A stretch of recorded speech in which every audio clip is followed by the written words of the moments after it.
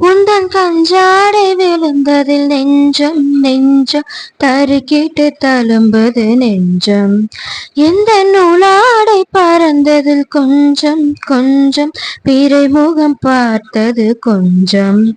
ரத்தம் கொதி கொதிக்கும் உலை கொதித்திடும் நீர்க்குமிழ் போல சித்தம் துடி துடிக்கும் புயல் எரிந்திடும் ஓரிலை போல.